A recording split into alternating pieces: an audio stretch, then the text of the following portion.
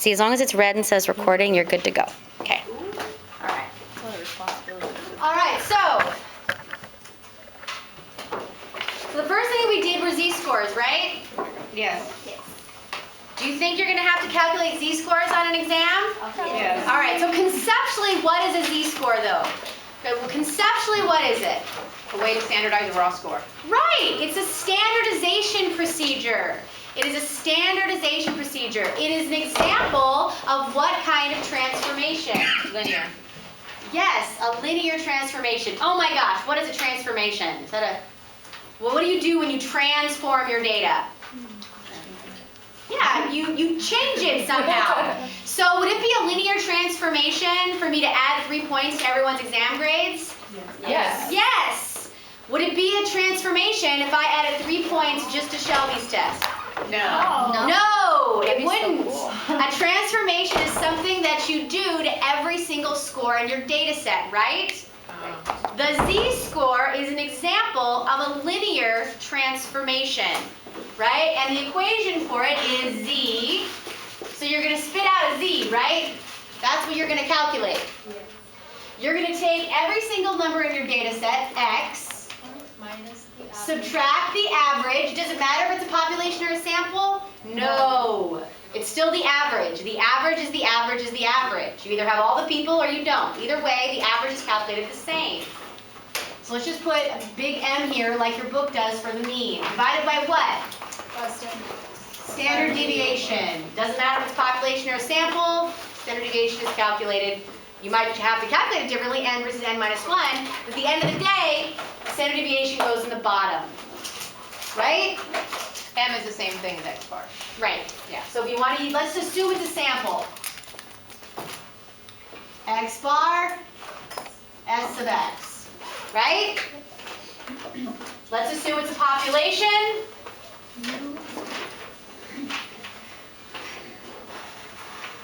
Right? These are just symbols for the exact same concept, right? Yes, ma'am. Yep. Good. Know this equation, know how to use it. I promise it will come up more than once on the exam, both in the multiple choice section, as well as the calculation section, being able to use this equation properly. The score itself, the average, the standard deviation. And it's linear. Why? Because what mathematical things are you allowed to do to a score in order for it to be linear? Adding and subtracting. Am I doing that? Yes. Just adding and subtracting?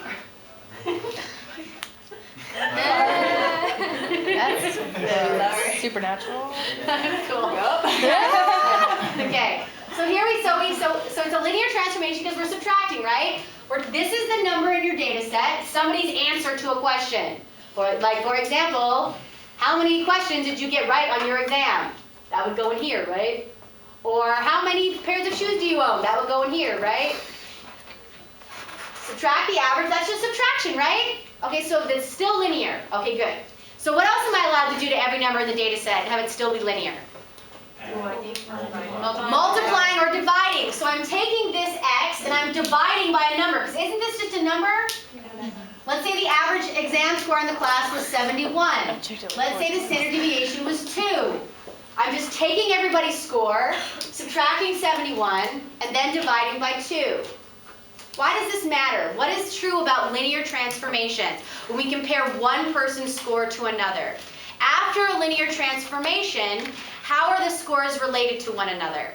Are they the same or are they different now? The same.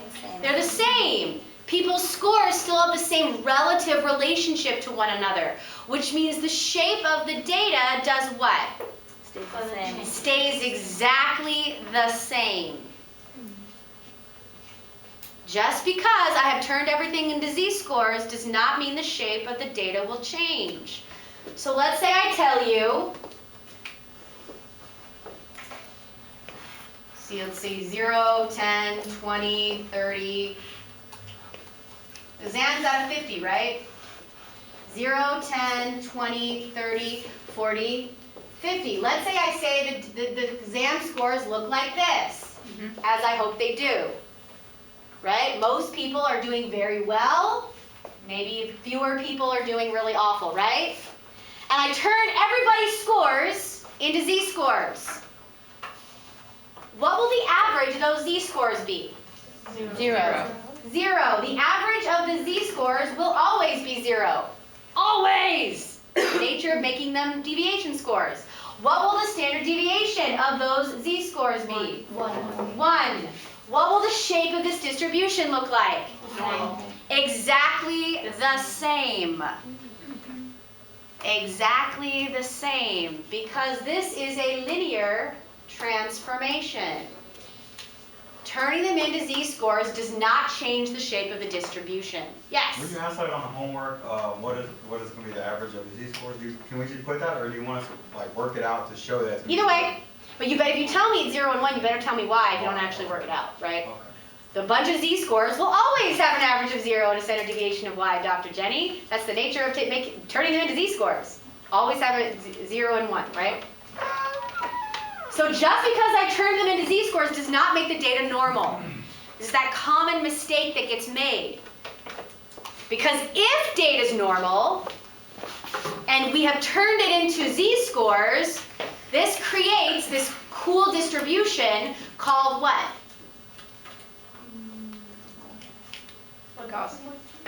There's a name for the distribution that happens to be normal. So let's say let's say sadly, this is what the exam scores look like. Oh no! Right?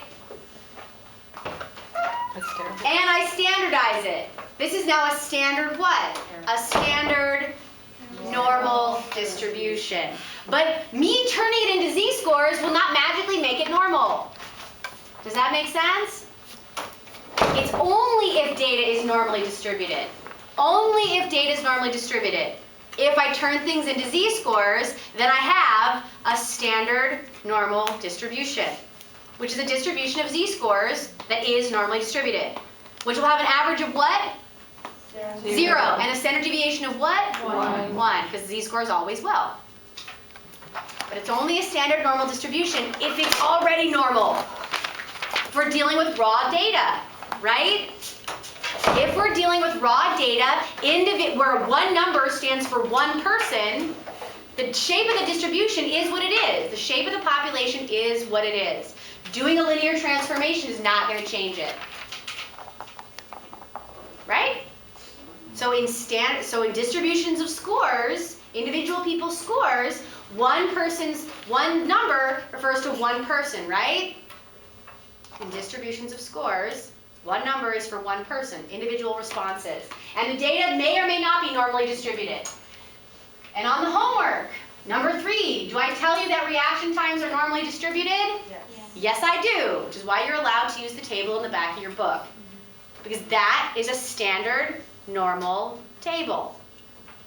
A table that tells you about the percentages in between different z-scores, if the data is already normal. But making something z-scores won't make it normal. Why? Because this is a linear transformation. So what are some examples of mathematical procedures that I could do to the data that would be nonlinear? Log. Yeah, if I take something called the log of x. No. Square root.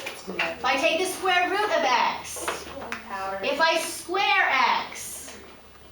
If I take what's called the inverse of x, which is like this.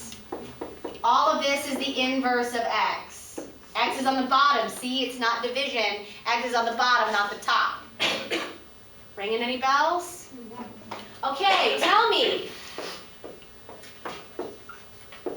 Linear or nonlinear transformation? Linear. Totally linear. Why? Because I'm not squaring x, I'm squaring 3. This becomes x plus 9. Does that make sense? Good.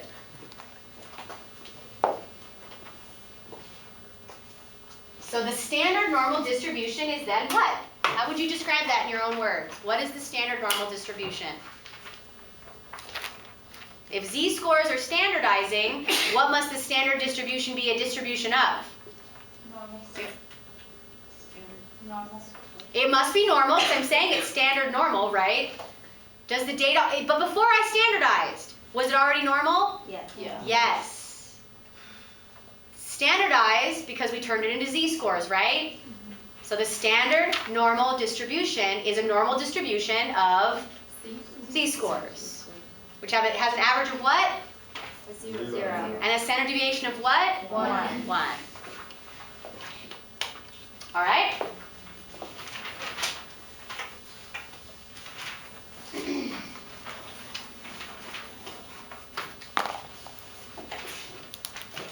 Right, so I'm about to babysit 3 kids. Let's say I'm about to do that. My house is it's like an unlicensed daycare, I swear. I only have 1 though. Right? I only have 1, but he has friends. Oh, okay. I got confused. Okay, what They happened? and they come over all the time. Oh, And we have a PS4. They're like, yeah, he's so go over cute. there. At least he's home. Yeah, right? He's 3 or 2. He's 5. Or 5, just kidding. All right, so, and I'm worried about their attention span, right? And I'm curious, like, who maybe has, like, the longest attention span, right? And I tell you that my son, Phineas, he has an attention span of 10. And I tell you that his friend Jet has an attention span of 14. And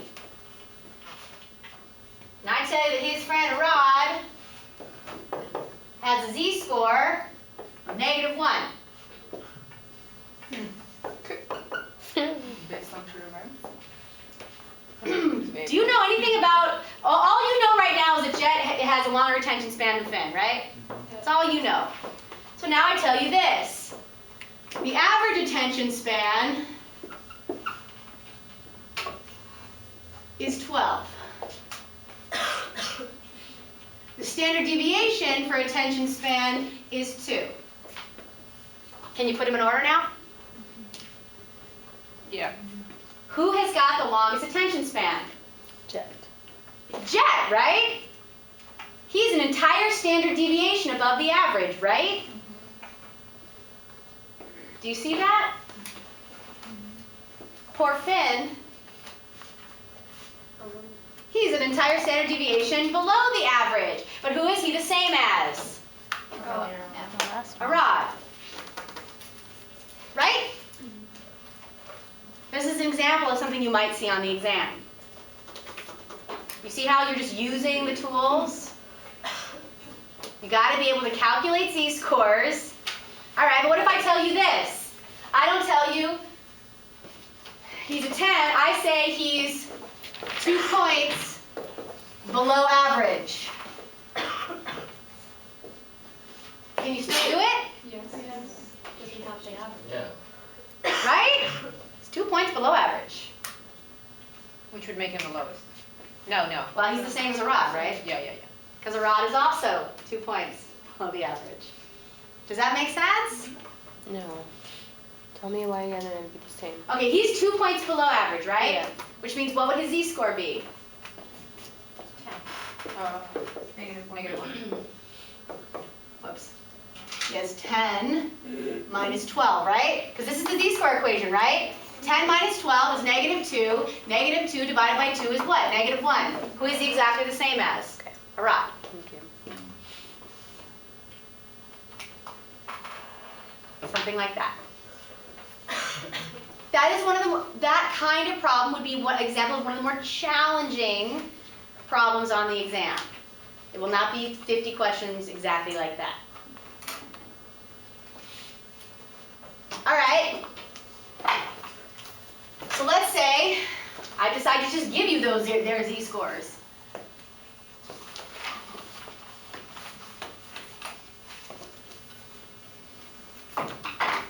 I tell you, he has a z-score of -3.4. He has a z-score of 2. And he has a z-score of, I don't know, positive 0.05, right? Who is farthest away from the average? Phineas. The average is still 12? Doesn't matter. I don't have to tell you anything. Who is farthest away from the average? Oh, you said. We can't answer because we don't know the average. What do z-scores tell you, though? What do z-scores tell you? How do you interpret a z-score? Phineas is farthest away. What I said? So what is the definition of a z-score? It tells you whether or not someone is above or below the average, right?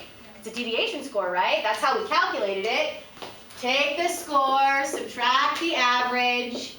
We're gonna know how far away this person is from the average, right? So it's gonna tell me how many standard deviations they are away from the average. So who's farthest away from the average? Phineas. How far away is he from the average? 3.4. 3.4 what? Standard deviation. Standard deviations. Do you know anything else? Okay. Below.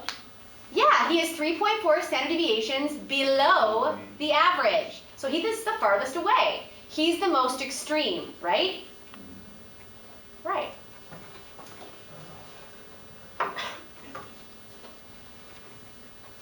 Okay.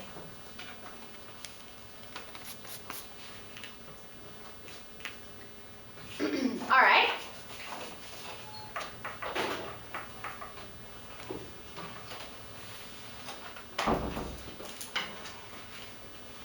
We know how to calculate z-scores? Yes. Okay. So let's talk a little bit about your homework then. Oh, okay.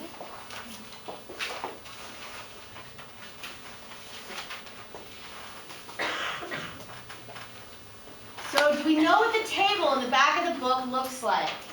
Yes. It's got 3 columns. It has a bunch of z-scores. And these z-scores are extremely fine-grained and accurate. It doesn't jump from 1 to 2 or 1.5. You can have a z-score of 0.01. You can also have a z-score of 1.01, right? We're talking very fine distinctions. Now, the table at the back of your book assumes, one, that you have converted things into z-scores, right? Yes. It also assumes what about your data? It's normal. That it's normal, right? But just because something's a z-score doesn't mean you can use the table. It doesn't. I have to tell you that it's normally distributed, right? So look for that. If I don't tell you it's normally distributed, don't assume that it is. The second column has this thing called the percent mean to z. It'll say, okay, you have a z-score of 0.03. I'm going to tell you from the average, which is 0. Why is the average 0? Z-scores are always 0. Because these are z-scores and the average is always 0, right? It tells you the percent from that average to that z-score. So right in here, we'll tell you the percent from the average of 0 to a z-score of 0.03. So it tells you in here. If this is 0.03, which of course it's not, well, let's say we have a z-score of 1.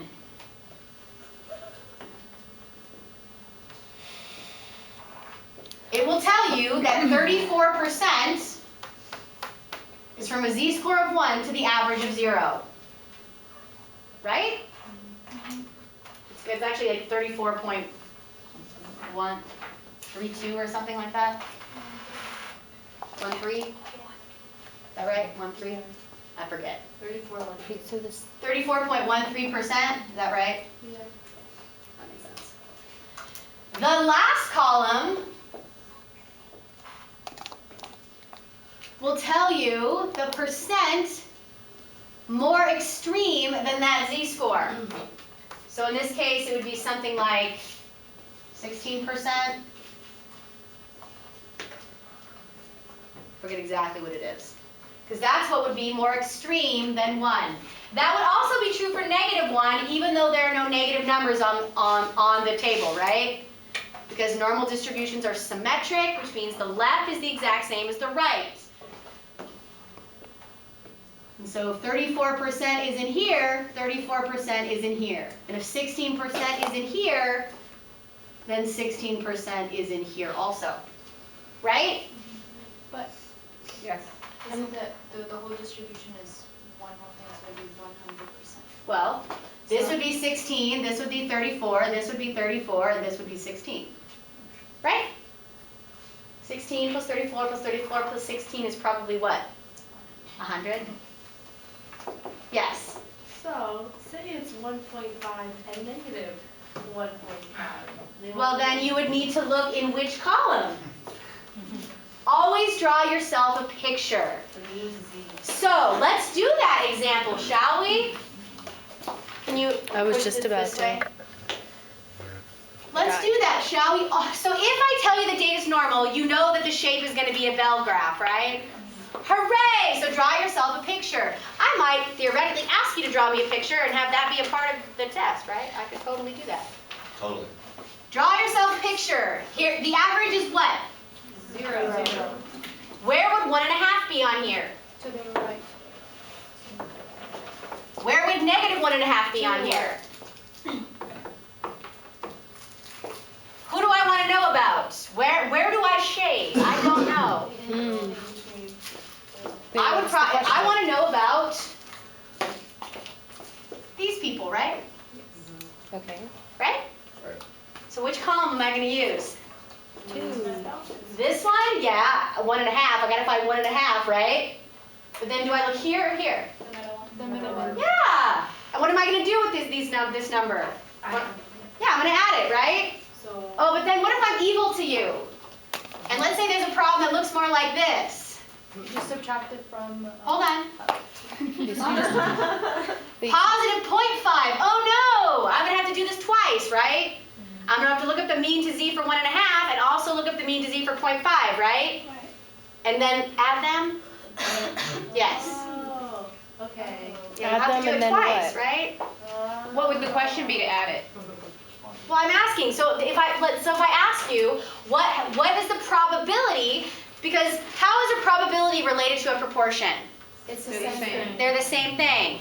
The proportion of the class that is women is the probability that someone in the class is going to be a woman. Right? Yes. But if the numbers, let's say it's negative 2.5 and 0.5, and they want to know the between, Yeah. do you have to find the mean to z for each number and then add those together? Right. Oh, Okay. And that would be like a part of 100 because you're talking about. The So if positive 0.05 is here and negative 1, I still want to know about the middle, right? Yes. So I would look up the average to the z-score for both of these z-scores and then add. And the table in the back of your book, does it give you a proportion? Is it nice to you, or does it give you a percentage? It gives you a percentage. So you're going to have to convert that into a what? Proportion. A proportion to get full credit, right? Okay. But then, let's say I am evil to you. Mean professor. And I want to know the probability that someone is going to be, I don't know, between a z-score of 1.5 and a z-score of 2. Who do I want to know about? Do I want to know about these people? No. Do I want to know about these people? No. I want to know about these people? No. I only want to know about these people, right? Yeah. Oh no, what do I do? Subtract. Well, you So- take z-scores of both numbers. So you have the z-scores, Oh, right? never mind, yeah. Right. Let's say you've already turned them into z-scores. We already went over that, right? You know how to do that? Good. And so I'm going to look up the mean to z in this second column. No. Well, you could, right? Yeah. Wait. And you're going to look up the mean to z in that second column for 1.5, right? Oh, It's going to tell you from yeah. here to here, right? Do you want to know about these people? No. But maybe this is sort of important for me to know anyway. Then I'm going to look up the mean to z for 2, and that's going to tell me about these people, right? So now I have this whole group of people and this group of people. How could I just figure out these folks? You just subtract. Subtract. Subtract these people from these whole people. I'll use 2 different colors. Subtract these people from all of these people, because then who is left? Just these people. So you would subtract 1.5 minus 2.0. From that. Well, you wouldn't subtract these numbers, you would subtract The percentage. what you looked up. So if you have 100 people, one half is 50 people, so you just do this. Right? Yes. You cannot eyeball this. You have to use the table. You will get the wrong numbers. You cannot do integral calculus in your head with your eyeballs. And now, if I complicate your life further,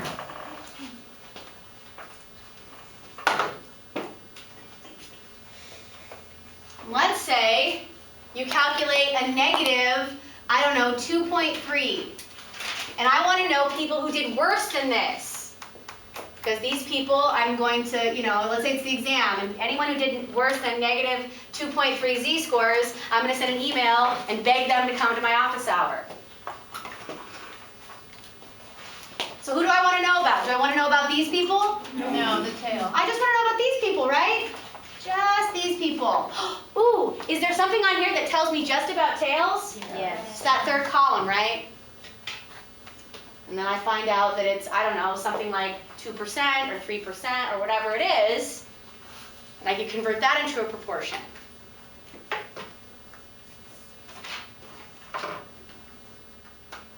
Right? Yes. Be able to do that. Your homework is excellent practice for doing just that. But let's say, one step further, maybe a little more advanced than is actually on the lab, because this is an exam, right? Maybe I want you to go a little farther. Let's say I not only want to know about people below 2.3, but also above 2.3. Because I'm going to try to hook these people up with these people, so they can help them study. So now what do? It's the same proportion, isn't it? It will, well, so I want to know about these people and these people. And you add them up. So you just add them again, right? Draw a picture. Who do I want to know about?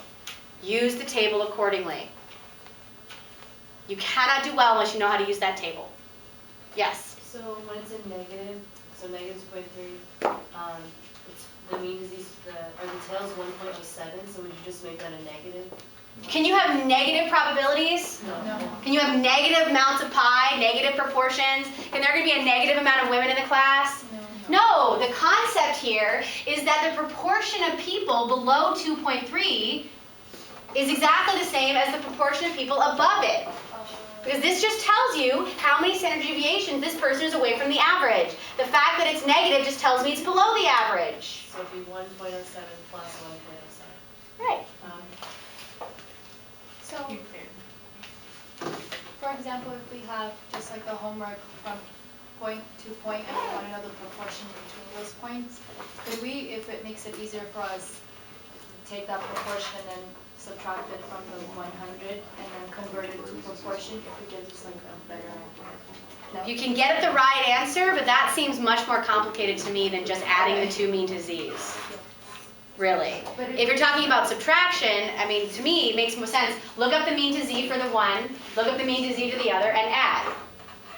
But if you're talking about this one, look up the tail of one, look up the tail of the other in the third column, add.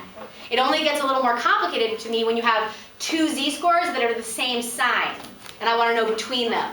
Then you need to subtract. But again, look at the mean to z to one, look at the mean to z to the other, and subtract. And that's how you know what to do, right? If the two z-scores have opposite signs, and I want to know between them, add. If the two z-scores have one is positive and one is negative, and you want to know between them, subtract. But draw yourself a picture. Shade, where you want. Who do I want to know about? She said between, okay, in between. She said higher then, okay, higher. She said higher and lower, okay, in here. Draw yourself a picture. Use the table accordingly. Practice using the table, as I have asked you to do on the homework. Practice using it.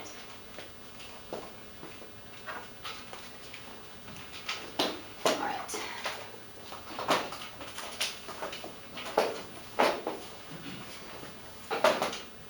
All right, so then we just had like straight up probability, right? We did talked about candy, we talked about blonde, we talked about ice cream, right? Right, we totally did. All right, so if I want to figure out the probability of someone in this class being a woman, what do I have to do? Count all the possibilities. So what's the first number I might need? All the events. Number of women. General population. Okay, but so let's say, so you're going to do it. Who are you going to start counting? Everybody. Everybody, right? And where is the number of people in the class going to go? On the bottom. And now what do I do? Who am I going to start counting now? The women. Just the women, right? And now what do? I look at that and go, nice fraction. You divide. You divide, right? This is going to give me a proportion.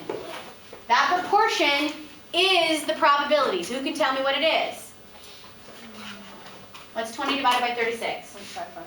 What? 0.5555. And that's your proportion? That is the proportion of the class that is a woman, right? What is the probability that someone in the class is going to be a woman? 56%. 0.5, probability is always Probability. It's 0.5. It's 0.56. Okay, right? A proportion is a probability. A probability is a proportion.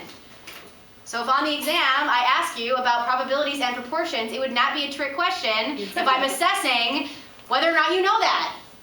Right? Right? Yes. Okay, so let's say I want to know the number of people in the class that are pet owners. How many people own a pet? Raise your hand.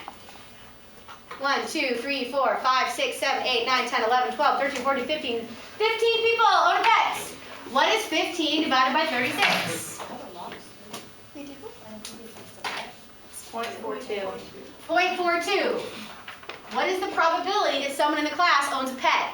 0.42. What is the proportion of the class that owns a pet? 0.42.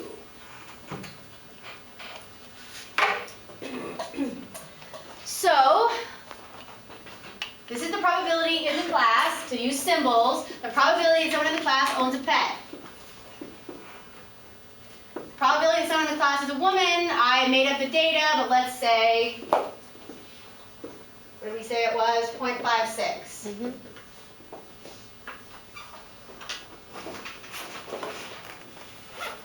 Let's say owning a pet and being a woman, totally independent events. One doesn't influence the other. Totally independent. And I wanted to know the probability of someone being a woman and owning a pet. How would I figure that out? By multiplying. Yeah, you could just multiply. Because that's a very specific set of events, right? Not just a woman, but being a woman and a pet owner. Do you see how that would be a smaller probability? And as long as being a woman and owning a pet are independent events, I can just use the, what's that law called? Multiplication. The multiplicative law. If I use and they're independent events, I'm probably going to use the multiplicative law. Multiply these two probabilities together. 0.42 by 0.56. And what would that be? Who can tell me? 0.42 multiplied by 0.56. What? 0.24. So, what is the probability that someone in this class is both a woman and a pet owner? What is the proportion of the class that is both a woman and a pet owner? 0.24. And what is the rule to decide if they're independent events? We'll get to that. Oh. All right.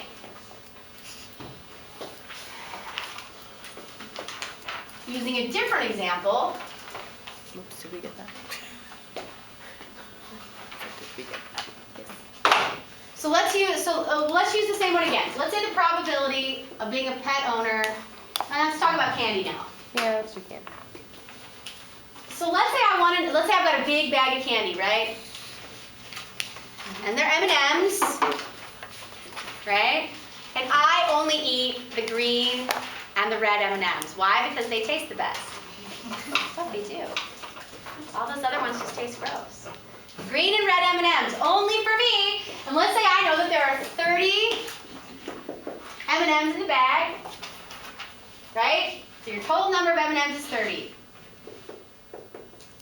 There are 5 red M&Ms and, I don't know, 10 green M&Ms, right? What is the probability that I'm going to get to eat a candy?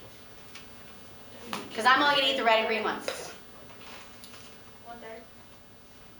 Well, let's figure it out. What is the probability of me, I'm about to reach my hand in the bag. 0.5. Why? Because 5 plus 10 is 15. Because I asked an or question, right? What's the probability of red or green? Or. And now I can use which law? Additive. The additive law, because these are mutually exclusive events. And if I have mutually exclusive events, because I can't pull out both a red, if I pull out a red one, I have not pulled out a green one, right? They're mutually exclusive. But the probability that I'm going to get to eat my candy is 5 over 30 plus 10 over 30. And I can add them now, 15 over 30, which would be 0.5. Or I could say, well, what's 5 over 30? What's that decimal? What? Wait, what? What is the decimal 5 over 30? How do I do the division? Oh, wait. 0.17. 0.17. Oh, and what's 10 over 30? About 0.33. Yeah. 0.17 plus 0.33 is what? 0.5. Of course it is. Duh. It's the additive law. Why? Because I asked an or question. This or that. Which law do I use if I ask an and question, as long as things are independent?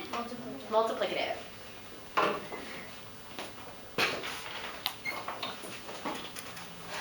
So then I complicated your life, this idea of independent versus conditional or non-independent events.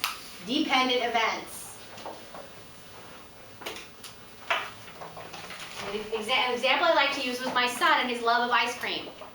Right? So let's say on a given day, any given day, the probability that my son loves ice cream and wants to eat ice cream and says, please give me ice cream, is 0.95. And then I say the probability that he's going to want ice cream, given that it's a hot day, is also 0.95. What do we call this thing that I have written here? Conditional probability. This is called the conditional probability. What condition, I'm still trying to figure out the probability he wants ice cream, right? Yeah. Why is it called a condition? Probably? Because I put a condition on it. Only look in the hot days. I don't care about those cold days now, right? I only care about the hot days. I'm only going to be counting up the number of days that are hot that he wants ice cream, right? Yeah. Here I'm counting up all the days of the year, whether it's hot or not, and seeing how much he wants ice cream. This is called the general probability. This is called the conditional probability, right? Yep. Tell me, are these two events independent? Yes. Yes. Because it being hot out doesn't influence his desire for ice cream. They're independent. He wants ice cream no matter what. It's independent. Now I'm a little different. Because a general equals a conditional. Right. I'm a little different. Probability that I want ice cream on any given day. Right? Just over half the days I might want ice cream. I don't eat it, but I want it. Right? About just over half the days I want ice cream, but if it's hot out, oh well, 95% of hot days I'm like, please, someone give me a push pop. Right? So for me, are these independent? No. Make sense? That's how you determine whether or not events are independent. Why isn't it independent? Because they're not. Because look, I am so much more likely to want ice cream on a hot day. So it being hot, that condition changes the probability that I want ice cream. Provided they're in the same place in the condition. In other words, We're talking about me, right? if ice cream equals, say, symbol A, then you can't switch them around. Well, that would be a different, what you're still talking about is this, which we did talk about, but I'm not reviewing it, so I'm guessing it doesn't come up on this exam, right? You're talking about the probability that it's hot out if I want ice cream. Yeah. That is a completely different probability. That's a completely different probability because I'm not looking at all the hot days, count up how many ice cream days I want ice cream. I'm looking at every day I wanted ice cream, how many of them are hot. I'm guessing all the days that I'm eating ice cream are probably hot. Thank you. Yes, and the example that I gave to illustrate that point was about gender and skirt wearing. The probability that someone is wearing a skirt in this class, if they're a woman, I'm only looking at women, right? Where are my ladies? How many of you are wearing a skirt? Oh, 3 of us. So it doesn't matter. So 3 out of 15 women, right? The probability of wearing a skirt, if I assume you're a woman, do you notice I said only ladies, raise your hand? Well, Right? Yeah. Yes. Because that's the condition I put on it, right? Now let's look at this other one. What's the probability that someone is a woman if I put the condition on it that they're wearing a skirt. Where are my skirt wearers? Hands up again. Skirt wearers. There were 3 of us, right? Well, how many of the skirt wearers were women? 3. Do you see how these are not the same probabilities? The probability that someone is a woman if I assume she's wearing a skirt is 100%. The probability someone is wearing a skirt if I assume she's a woman is a fifth. Make sense? Not the same probabilities. But that is a very fine distinction and probably not one to focus your attention, your study attention time on. Now I'm gonna write it down. Does that make sense? But definitely know how to tell if things are independent or not, right? Yes. Are these independent for me? No. For my son? Yep. Yeah. Oh yeah. Do I have to use ice cream as my example for you to get this right? I sure hope not.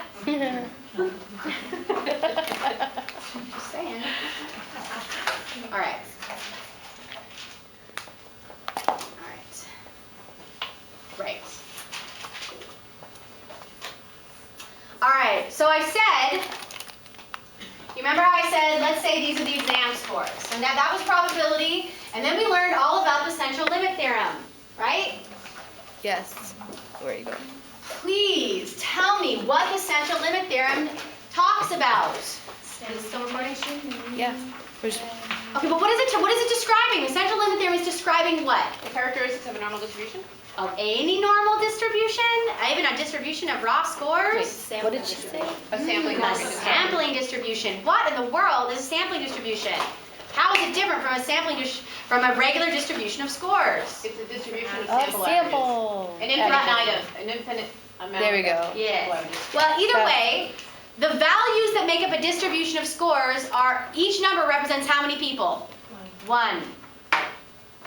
A sampling distribution of the mean, its values are averages, right?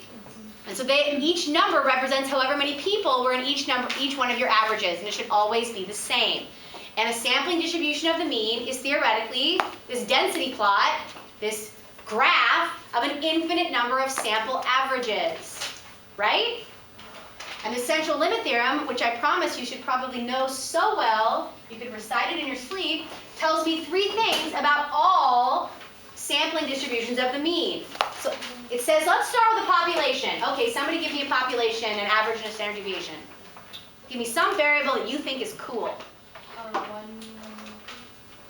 What is it, a psychological characteristic you think is awesome? Joy. Joy. This is something we can sink our teeth into, something that makes sense. Like, joy's cool, but Depression. depression, something, yeah. Batman. How much you love Batman? Yeah. Batman, I like that one I do better. too. Batman love. Batman love. How much do you love the Batman? Well, how does that symbol go? Yeah, it's like this, and it's like, like that. Yeah. great. Something It looks like great. that. Wow. Not in a hard That's pretty good. Right? So how much Batman love is there? Oh, wait, I think there's like these little things at the top, right? Yeah. There you go. Yeah. There you go. How much Batman love? And so I go out there in the world, and I say, how much do you love Batman? How much do you love Batman? Please tell me how much you love Batman. And I get a distribution that looks sort of, so I say, scale from 1 to 7, please.